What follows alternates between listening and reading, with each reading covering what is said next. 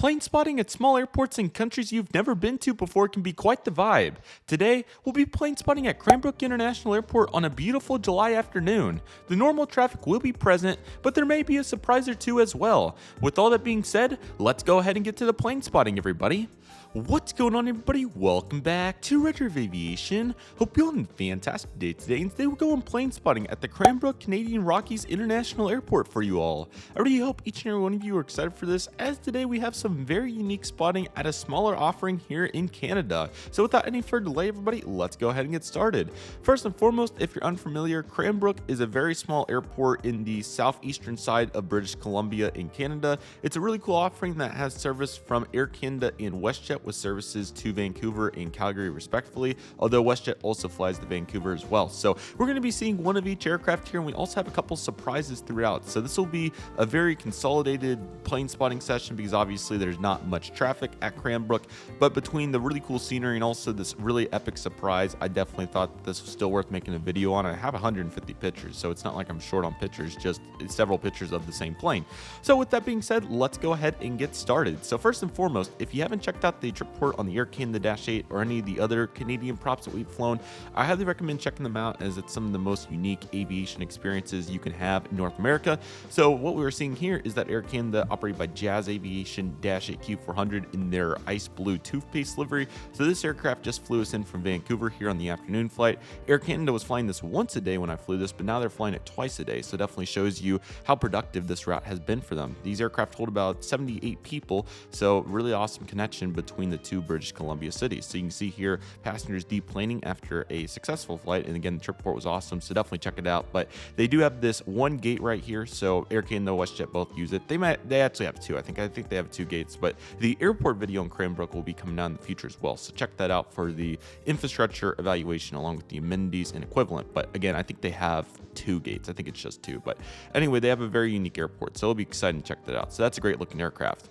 Now here come the surprises. So the plan was, when I was planning out this itinerary, the reason I chose Cranbrook was for a couple of reasons, but the main one was I was trying to pair the Air Canada Dash 8 with the WestJet Saab 340. So I started looking around for an airport that not only was convenient time-wise, which was the highest priority, but also reasonable in the cost. And Cranbrook was definitely the one that stood out. But an additional reason that it stood out was because there was a really cool runway with that awesome approach, and the scenery was just absolutely stunning. So you saw that in the landing on the Air Canada Dash 8. But more importantly here, they had a back taxi runway, which I've never done a back taxi takeoff before. So I thought that would be really cool. But completely out of the blue, it was not planned. Well, what was planned is that we had a 4-hour layover in Cranbrook, and the objective was to just do some laptop work, hang out, and all the rest of it. Well, it actually turned out that during this 4-hour layover on this weekend, this was a Saturday that we did this rather. So on this Saturday, it turned out that the Commemorative Air Force from Arizona, from Mesa, actually was flying around their B-17 and B-25 on a history tour in Canada in July. And it just turns out somehow, some way, that on this Saturday, they were in Cranbrook, British Columbia, out of all airports. So somehow our layover got fulfilled with an activity here to see the Commemorative Air Force from Arizona. So I just thought that was super ironic that it was a US based tour, obviously, and considering that I've never seen these aircraft before, was just a huge grand slam. So obviously gets really hot in Arizona in the summer. So what the Commemorative Air Force does, and I'm also doing a full video on this, by the way, so definitely check that out when it debuts. But what happens here is that in the summer they go up to the northern regions of North America, so upper US and the southern Canadian regions, and they do these weekend tours. So it's super cool to get to see this B-17, which I believe was the Journey. Let me make sure I get the name right here so I don't forget. So this aircraft is Sentimental Journey. That's it. So that's what we have right here. And we also have the B-25 Mitchell. And this aircraft is, I want to get it right, so let me make sure that I can get it right real quick. This aircraft is made in the shade, so really cool to get to see these out of completely nowhere. So you can see they have their trailers here rocking loading, and again during the weekends they go to all these various airports. So I think they spend pretty much the whole month of July around the Canadian area. So obviously British Columbia airports that are size Cranbrook, Alberta get to them too, and I think they even go as far over to like Winnipeg, Saskatoon, and other places like that. So again, just really awesome. But you can just see in the background, this picture is really good to show off what other traffic would have been there if it wasn't for these two aircraft. So you can see quite a few Beechcrafts and Cessnas and other general aviation offerings. They do have a really cool WestJet. I believe that's a Saab. It's either, I think it's a Saab, like an older 340 variant. I'm not exactly sure which one it is. But anyway, they did have that on display too, which was very neat. So very cool that they have that there. But otherwise, it's not very much. You just see a couple hangars here, but the scenery is just absolutely gorgeous. So that was another big reason. But again, the timing was kind of tough because most of these smaller airports only have so many flights a day. And it was really tough to find one that had both the WestJet Saab 340 and the Air Canada Dash 8, surprisingly, because most of these that had the WestJet Saab 340, we're seeing the Air Canada CRJ 900 this summer in 2023, because most of them are farther over to the east. So that's kind of what we were finding, but finally found one here with Cranbrook, and obviously it was meant to be for these reasons. So I do have a nice variety of pictures here that we can go ahead and take a look at. So let's go ahead and evaluate all of those. It's a really awesome aircraft, and again, in that video I'll dive into all the details you need to know. Here's the Air Canada Dash 8 from the side. It's Charlie Golf, Juliet Zulu Yankee, which is really cool. They also got, I think that might be a GPU on the back. I'm not exactly sure, or on the front rather. That might be the GPU. The back, I'm not sure if that might be for the oxygen. I'm not exactly sure, but anyways, really cool to see that. They even got their Kubota tractor out there, it looks like, in a field truck. So yeah, definitely a really, what I would expect for the British Columbia, Alberta vibe. So plus the unique trees too. So what an awesome weather day it was as well. It was just right. It was like, I think 80 degrees or so, handful of clouds, but it was just absolutely wonderful. So great view here on the Air Canada Dash 8 in the tooth-based livery once again. And here's a better shot up here of the Sentimental Journey B-17. And again, it's going to be really fun to do the full video, so definitely check that out. But as soon as we were getting through that tour, our Air Canada Dash 8 was making it back to Vancouver on turnaround. So after loading a full load of passengers, this aircraft's going to be departing out on runway 16. They have one runway, it's 8,000 feet. So yeah, it's really great. And again, the airport video will dive into all those details. So it'll be really cool to evaluate what a smaller Canadian airport looks like, because there are some substantial changes relative to the US. So yeah, really cool taxiway design as well. They kind of have a V shape. So one goes towards 16 and the other one goes towards 34. But again, that concept of the back taxi. So here it is, back taxiing down runway 16 right here. And there's not many airports in the world you can do this at this point. Obviously, it was a fundamental concept for a long time, but as you can tell, there's only a few props that fly here, so they can still maintain this back taxi design at the Cranbrook Airport. So you can see here, the loop is right here, so we looped around. I have a really good video on the WestJet Saab 340 of it looping, so you'll see that shortly. But let's see if I can get my camera in focus here. So there it goes for the Air Canada Dash 8 takeoff. And the other reason I really wanted to make this video was because of how awesome the scenery is back here in Cranbrook. So on the land side of the airport for the concourse, you get the really great view in the afternoon with the light in the mountains. So that's exactly what you're seeing here. So jetting down runway 16, beautiful Air Canada Dash 8, fully loaded back to Vancouver to make the last bank of the day. I think it might make 2 banks leaving at this time of day, but regardless, the scenery here is just gorgeous. So you can see those absolute magnitude of trees right there, but you can also see some mountains right there. I wasn't in the absolute perfect spot, but still got it pretty good. And you can see the taxiway signs here. Here's taxiway Bravo, designating that back taxi. So really cool to see that. That's really sweet. Or to loop around, you all know what I'm saying. So anyway, really cool to see the exhaust off those engines as well, considering the design of the Dash 8. So that was a super fun flight. I know this is going to be the 3rd time, but I really recommend checking out that trip port, because these props are super cool and it was really awesome to get to learn about it. But anyway, we're back to the tour here of Sentimental Journey. So looking very nice. I really like the blue on them. I think it looks really nice. But anyway, it is quite a unique aircraft type. This was also took from the window of the B-25, by the way. So getting the light, we love to see it. And then here is that B-25 made in the shade from 1944. Most of these aircraft have some sort of affiliation. I think the B-17 did mainly Italy flights, which was really cool, or it was based on Italy Air Force bases, so that was really sweet. And as for the B-17, it went to quite an array of areas as well, but I think it was definitely very productive with what it did. So very cool to see these, and overall it's absolutely awesome. So really great to see all these going strong right here. So there is, I think it's a pitot tube, not exactly sure, but that's really cool in the B-25. And another shot of the B-17 for good measure. And then that takes us straight to our WestJet Link Saab 340 with service to Calgary, Alberta. So really awesome to see this aircraft. It's Charlie Golf Papa Charlie Golf. It was a little hard to see, but these are actually going to be switching to WestJet Encore flights. So I'm not sure if the Saab 340s are getting retired or if the Dash 8's taking over the route, but I believe that's kind of the telltale sign of what's going on here, or if the Saab 340s are getting integrated into let's see, that would be Encore. So let me go ahead and just take a look real quick because I am pretty curious now and I don't want to give, inadequate information at this point. So let's go ahead and see. Let's see.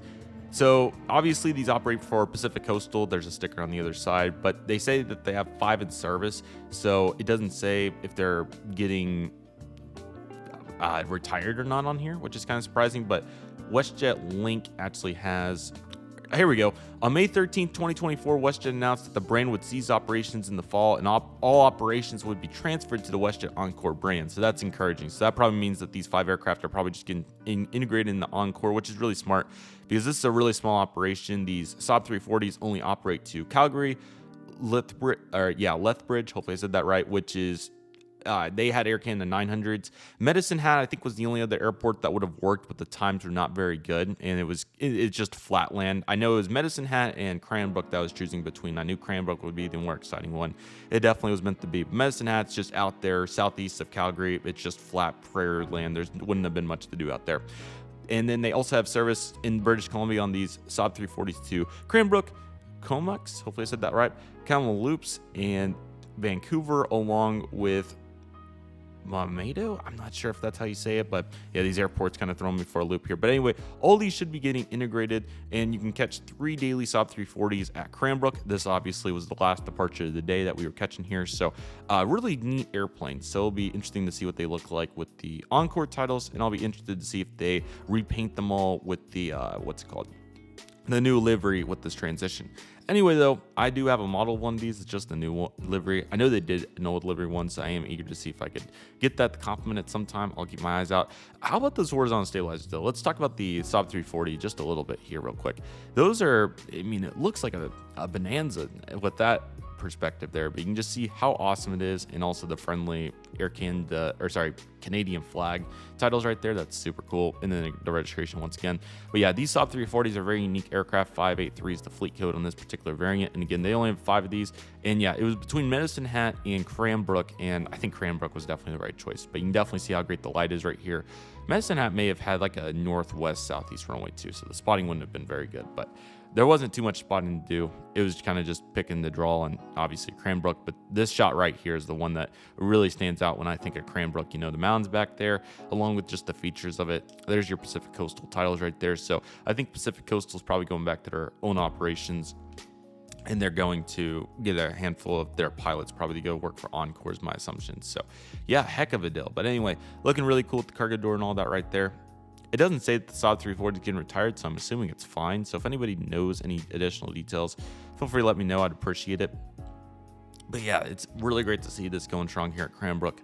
And overall, it is quite a beautiful shot right here, to say the least. So WestJet Saab 340 coming in from Calgary, bringing in a nice load of passengers. And then there'll be one more that comes in for the overnight. Scenery is really great. And here it is docking up here at the stand, looking very nice. These aircraft are very unique, and you'll hear quite an awesome variety of sounds on that trip port, which will be the next video coming up. And they already shut down the tour at this point. It was like, I don't know, 8 o'clock or whatever it was. So great to see these aircraft hanging out idle and looking very nice. So there is Sentimental Journey. Is that my last picture? No way. Yeah, I was going to say I didn't think that was my last picture, but anyway, let's go back there. So there's Sentimental Journey, and then you can see our aircraft getting ready for the departure right there. So what a great looking aircraft. No doubt was absolutely awesome. And there is our engine wing view combo, looking very nice. I tried to get a seat farther ahead, but there was they had to move us around a little bit for weight and balance. So thank goodness I was still able to get a window at the very least. So yeah, looking really nice. They got the world feel over there as well.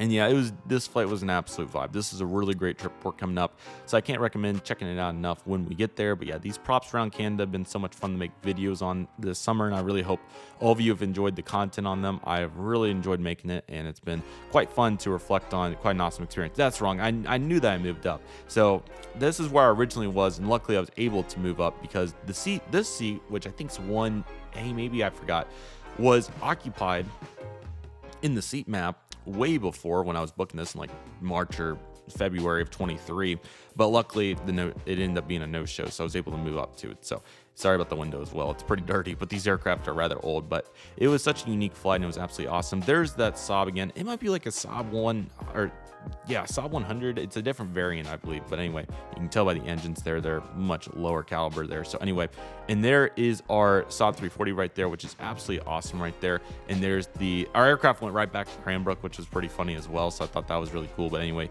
you can see that one will be departing at 11:20. So hub and spoke at its finest. And then just one shot for fun of the next plane spotting session, which will be at Calgary, which was a really good one. So I hope all of you are excited for it. They have a great north-south runway setup, so we're able to get some really great shots of all of the traffic that flies into Calgary. So again, I really hope each and every one of you enjoyed this. It was quite an awesome time. I really enjoyed this flight, and overall it was a great time there on WestJet, along with the plane spotting as well. But definitely quite the vibe to run into these aircraft. It definitely was not on my bingo card for this trip, but glad it all worked out. It was quite an awesome itinerary to develop, and I'll talk about it a little bit more in the trip report, but really enjoyed it all, and I really hope each and every one of you enjoyed this video. And yeah, these small Canadian airports can definitely prove powerful. With that all being said, everybody, that'll do for today's video. Thank you all so much for watching. I want to thank each and every one of you for watching. My name is Redriveraviation. Take it easy, everybody. Stay safe, trust process. Do you love and love you do. My name is Redriveraviation. I want to thank you all so much for watching, and I'll see you all soon as Redriveraviation is signing off.